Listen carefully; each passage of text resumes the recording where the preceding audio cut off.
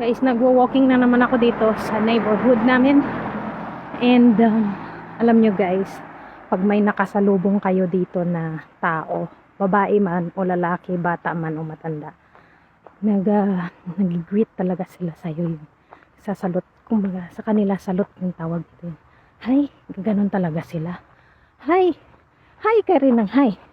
Kaya lang minsan mayroon isang tao dito na nag-smile ganon, tapos medyo alangan talaga akong magsalot or yung greet para sa kanila. Hi, ganun sa kanila dito. Hi, ganyan.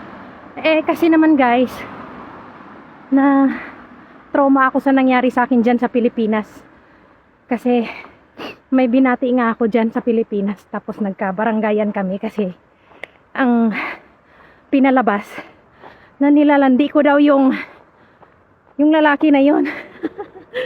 Until now may trauma pa rin ako doon, kaya parang hanggang dito parang nag-aalangan ako bumati. Yun, may nakasalubong ako kanina, mga matanda, and then doon sa taas mga 30 plus, mga bata. Pero yun nga, kwento ko lang, nandyan ako sa Pilipinas, may binati ako dyan na yung kasamahan ko sa trabaho, yung asawa niya, lagi ko na siya nakikita. And then nagkakabaranggayan na kami ng dahil lang doon, dahil sa binati ko yung asawa niya, pinalabas na nilandi ko daw yung asawa niya sa mismong kalsada. Oh my God.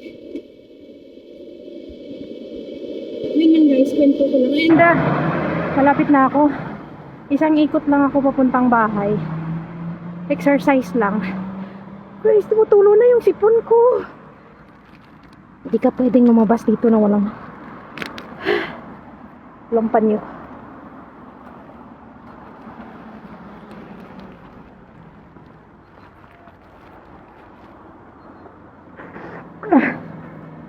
Sorry.